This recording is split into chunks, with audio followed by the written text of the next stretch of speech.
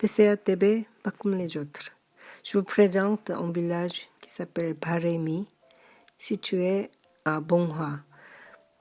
Ce village était le niveau plus bas de la mer, donc ils ont appelé Hejeori. Hejeori, ça veut dire le niveau plus bas de la mer. Le village Baremi existe depuis vers 1800. Les maisons sont construites il y a plus de 200 ans. Il y a centaines de maisons qui sont situées dans le village.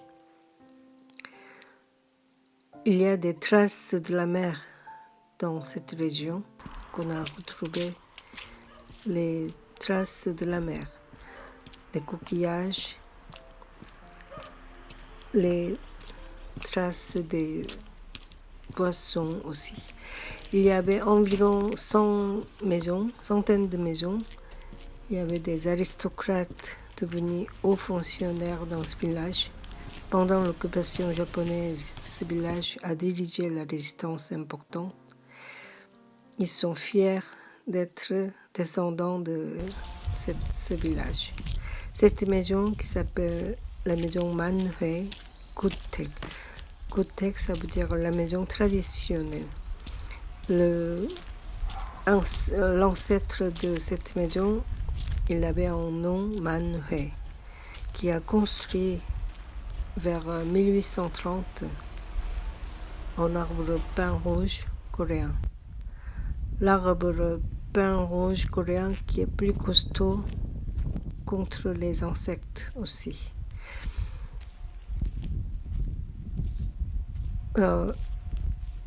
À gauche, cette partie est réservée aux femmes, qui est retirée de la rentrée principale.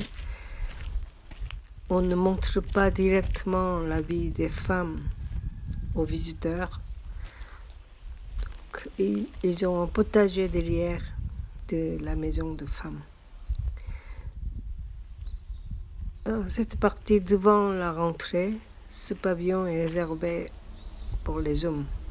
On accueille les visiteurs sur ce pavillon, utilisé comme salon. Si c'est une femme qui visite la maison, il faut accueillir dans la partie femme. Cette maison est du style du 18e, 19e siècle. Le salon et la chambre de maître et ses fils sont situés dans cette partie. Dans la partie aux femmes, il y a une autre porte d'entrée pour assurer la sécurité des femmes. Ils ont une porte parce que les visiteurs qui ne peuvent pas voir directement à l'intérieur de la partie femme. Dans cette famille Kim, elle a fait sortir les 14 hauts fonctionnaires en 14 générations. Ici, c'est en dessous de pavillon, c'est pour le chauffage. À côté, il y a un porteur de maître. Le salon est modifiable avec les portes ouvertes et fermées pour l'hiver. Dans le salon, c'est souvent un paquet de bois. On dit qu'on a emprunté le paysage à l'intérieur du salon. On fait entrer le paysage dans le salon. Le pavillon est nommé « La lune brille ». Dans ce pavillon, les aristocrates sont réunis souvent. Ils ont écrit plus de 1000 poèmes écrits. À l'époque, ils se donnaient les poèmes. La déclaration de l'indépendance est préparée dans ce pavillon en secret pour envoyer à la conférence de la paix de Paris 1919 pendant l'occupation japonaise. Le maître de la famille Kim a fait réunir des voisins du village. Ils ont préparé la première déclaration de l'indépendance. et ils ont envoyé à la conférence de la paix de Paris. La chambre du maître de la maison. La toilette est dehors, ils ont utilisé le pot de chambre et il y a d'autres portes pour aller voir sa femme et sortir au cas d'urgence. On fait sécher les kakis pour conserver l'hiver.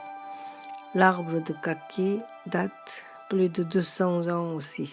Ça donne le meilleur goût sucré. Monsieur Kim, il est fier de cette maison et la famille. Le panneau est écrit devant le pavillon, mais en wallon. En wallon, ça veut dire pavillon de la lune brille. C'est écrit par son ancêtre, qui était un ami d'un grand artiste, Chusa. C'est un vrai écrit par son ancêtre. Monsieur Kim, le descendant de la maison, il est fier d'être sur ses ancêtres qui a fait la résistance pendant l'occupation japonaise. Le village Paremi est fier de leur patriotisme contre les Japonais. Dans ce village, il n'y avait pas de renoncement aux Japonais. Il n'y avait aucun renoncement, aucun traître contre les Japonais. Il offre un essai d'habillement de costume traditionnel. Ce costume est pour la mariée.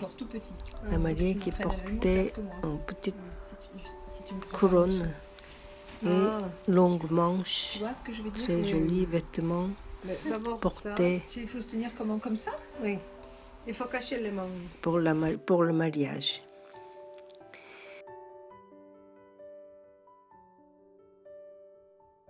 Elle a posé dans ce pavillon, dans le salon, avec le maître de la maison, comme le couple marié. Cette partie est réservée aux femmes, le salon de femmes. Il y a des meubles anciens, il y a des chambres de femmes, il y a la maîtresse de la maison et les filles et les servantes. Et on passe dans une autre maison du village. C'est la maison qui est très grande surface. Toute longueur de mur était pour cette maison très grande échelle. La maison, ça s'appelle Tohyang Gotek. Tohyang, ça veut dire le parfum de la terre. Ils ont nommé Tohyang par son ancêtre. C'est le plan de la maison, c'est en M. Cette maison qui, pour la partie est située devant de la porte principale. Ils ont un grand jardin et le premier bâtiment qui est situé devant la rentrée, c'est toujours réservé aux hommes. La partie salon est toujours mobilisable des portes pour l'été et l'hiver. Il y a toujours doublure des portes qui étaient utilisées pour l'été et pour l'hiver. Il y a une petite porte derrière. Cet espace est un petit jardin secret. Il y a des potagers utilisés pour la cuisine de la maison.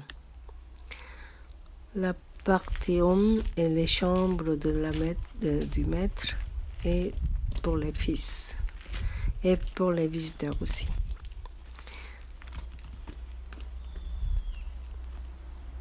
La maison est construite il y a 200 ans, mais la structure et les bois qui tiennent très bien. Cette maison qui ont une autre grande surface réservée aux visiteurs.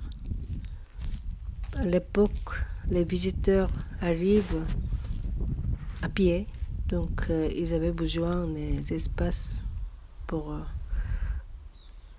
séjour quelques jours.